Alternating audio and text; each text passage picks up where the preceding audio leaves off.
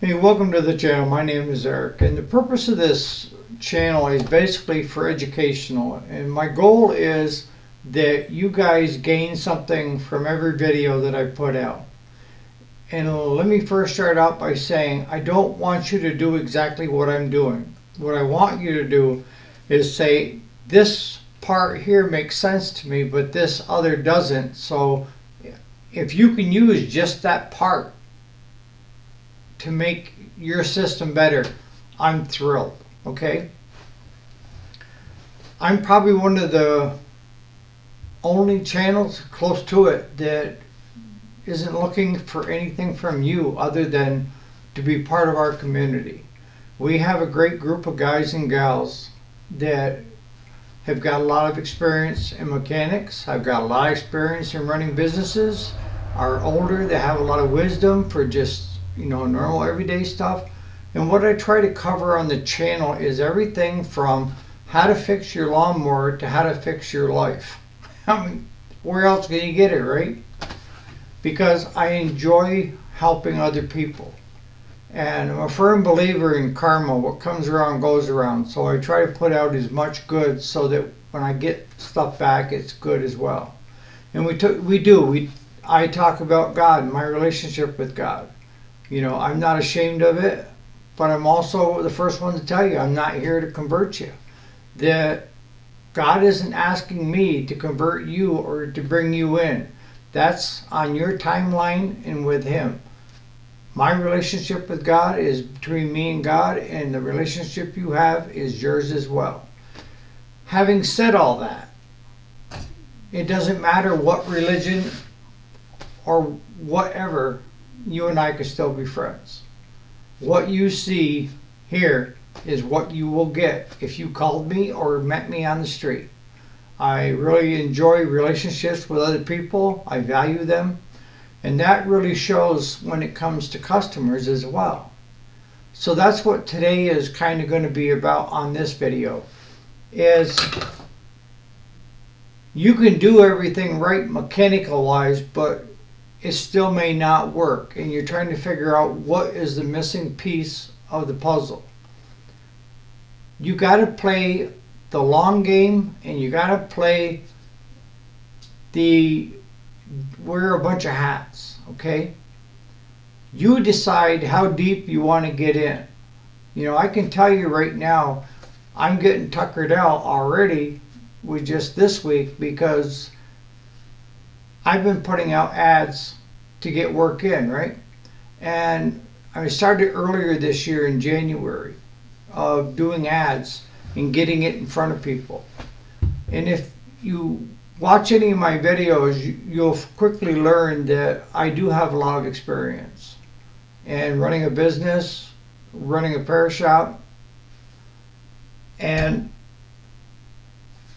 I would say probably the hardest thing that I kept getting wrong was I was doing everything business sense wise right, but I wasn't connecting. I tried to keep my customers at a distance and don't get invested in them. And that's where I had it wrong. You can be the best mechanic out there and the cleanest shop out there, but until that customer wants to help you, you won't succeed. And what do I mean by that? I mean that, let's just you and I talk here. Are you more willing to come to me if you trust me and you know that I'm going to take good care of you and I got your back? Or that you just heard that I'm a good mechanic? See, you need to get it all right. I've told people when learning this business, a lot of stuff I didn't know, and it's either going to cost you time or money. And I spent a lot of time learning how to do stuff so that I didn't have to hire somebody to do stuff. Did I still hire somebody to do certain things? Yes, I did. I hired a certified public accountant, so I haven't got to deal with payroll. I do all the books for the business, but I got a CPA that does payroll, and she is wonderful. And it's one thing off my plate. But maybe you guys are retirees saying, well, what about us? That we don't need a certified public accountant to do payroll because we're the only ones on payroll. This is scalable. It doesn't matter whether you want to do on the weekends, nights and weekends, part-time, or even full-time. A lot of things have to be there for everything to work. You need to invest yourself in your customer as much as your customer is investing in you. We talk about, well, we're problem solvers, so we're helping our customers. Yes, you are. But your customer is also helping you by bringing their stuff to you. You're not the only game in town. And if you are, you're lucky. But what I found over the years is the relationships that I build with my customers are more important to me than the work. Anybody could do the work. But building relationships with your customers where you know who they are, and I ask about family and the kids and so forth, and I know when one of my customers is a little off, having a rough day, and I stop and ask them what's going on. Like I told you in this morning's video, you don't have to be Dr. Phil, but you got to be a friend. Be a friend first to your customer, and then business second. I'm telling you right now, there's a reason why I've got a yard full of stuff and it's not even the end of March. Because I got customers that want to help me. I put an ad out here 2 weeks ago, basically saying that it's slow right now, so if you have stuff that you want to get done and avoid the rush, now's the time to do it. And if you watch this morning's video, today is Friday, 27th. If you go to that video, it talks about just that, on how much the customer wants to help you, wants to see you succeed. And if you can come at it at that kind of angle, it's going to be a win-win for both of you, right? You're getting the work, you're paying the bills, they're getting their stuff fixed, they feel great. It's a win-win for everybody. One thing that I learned a long, long time ago in business is if it's not a win-win for everybody involved, pull back. Pull back fast. What do I mean by a win-win? A win-win is if you're not taking advantage of your customer. Now, I've seen enough shops, I've seen enough, managers and so forth that lack the customer service skills of a monkey. And they have this attitude is, the bill is what it is. There's no give and take. It's like you have 1,000 customers out there, but it's not infinite, it's finite. The number of customers in your area is a small pool. And if you don't treat a couple of them right and they go out, what are they going to do? They're going to, slander you basically, right? But if you take care of your customers, you can't keep all your customers happy all the time. So you try to do most of your customers, okay? And for me, it's worked out very well. My customers want to see me succeed. And I felt great this past week because when that ad went up, I'm hoping that a few people see it. And what did I really get back from it? I got back, a lot of people saw it. A lot of my regular customers saw it, shared it, and then also posted really, really nice stuff about us, of how great we are to deal with. That's a win-win. That's when your customer wants to see you succeed. That's when your customer feels valued. Not just a number, but they're a valued person to you. I'm not saying that you got to be Dr. Phil with every customer you have, but if I can instill anything into your little brain there, or my little brain, is to come at everything and treat other people the way you would hope to be treated. Not the way you've been treated in the past, but the way you hope to be treated. If you want to be in this for longevity over time, you need to treat your customers right. And what I find is a lot of people that are in business don't understand that because they've never been taught that. They can tell you numbers, they can talk to you about return on investments, they can talk to you about sliding scales, they can talk to you about, profits, losses, and all that stuff. But that's where it stops.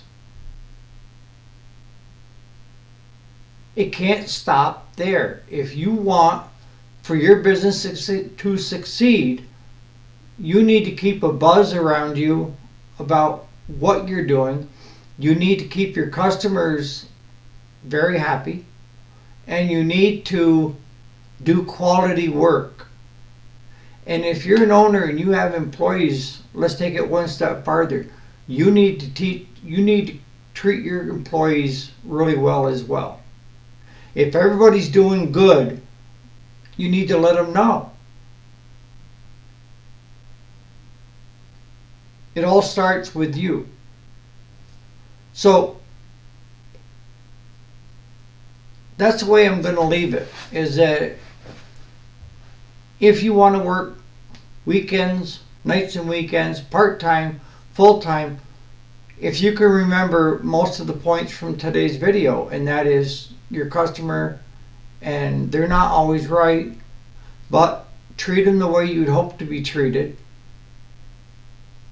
and you will become successful. Does your mechanical skills matter? Yes, they do. You can't be a great people person but suck at everything else either. If you're not putting out quality work out of your shop, then you need to stop right now and find out why. And it may be that you need to get rid of a few employees and get new ones.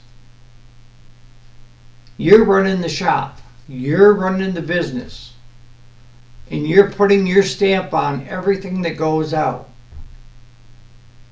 I want my customers, my friends, to have as carefree summer as possible. It's not that I don't want to see them, but I want our work to be shown in how it works for the summer for them. And I don't want to hear horror stories from customers telling other people of how we put the screws to them. Because that's the other thing that I'm willing to do, and if you aren't, you may want to start doing, and that is I will take the time to go down through with the customer everything that we did and where the costs were. I don't take exception or feel like I'm being scrutinized if a customer asks about their bill. I fully encourage you. Actually, I say, if there's anything part of that bill that you don't understand, let me know right now and we'll go through it.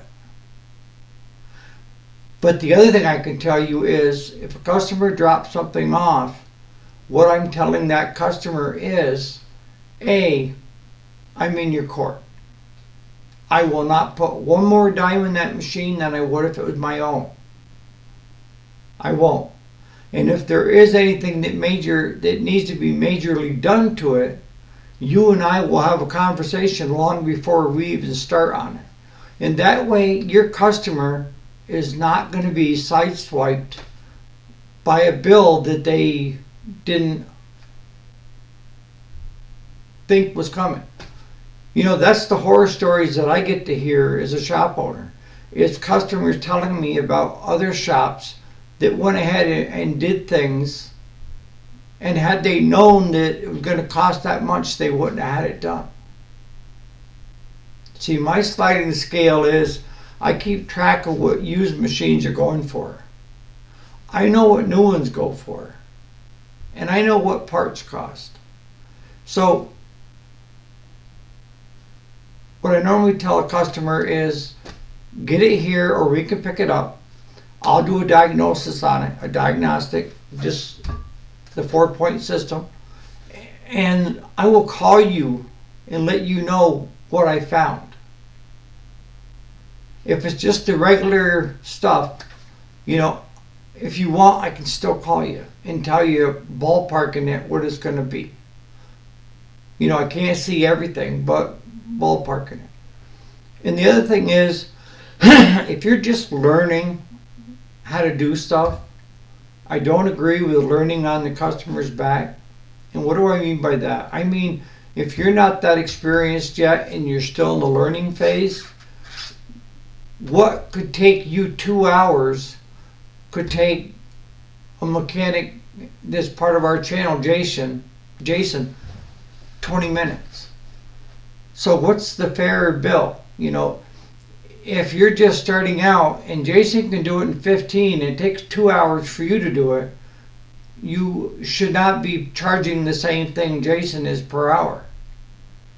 And for you guys that are just getting into it, retirees and stuff like that, I would start out around minimum wage or above and work your way in if you're learning how to do it as you go. And the way I've always done it here in this shop is if there's something comes in that we have never done before and we're learning how to do it, I'm not billing the customer for that learning phase. If it's a one-off where we'll never see it again, yes, and the customer's going to know before I even start, look, this is something we've never done before. It's going to take us a little bit longer than usual. Are you sure you want us to do it? And mostly, 99% of them say yes. So that's where I do bill. But if it's something that is coming down the pike and it's going to be on a number of different machines, no. Because we're learning. That has value to the shop as well, right? If you have any questions, comments of today's video, I'd love to hear them. And how are you doing things in your shop? Or how are you trying to get things going if you're just trying to start up? And it may be you, a youngster, just wanting to learn how to do stuff and really intrigued by stuff. If you could do the 4-point system, compression, fire, fuel, and air in that order, you can pretty much fix anything. Or find out if it's worth fixing. On that note, you guys have a great day. And again, thank you so much for watching the channel and supporting it. And if you hear this long and you haven't subscribed, can you help me out by subscribing? It does help. I'm not going to lie to you. On that note, you guys have a great day.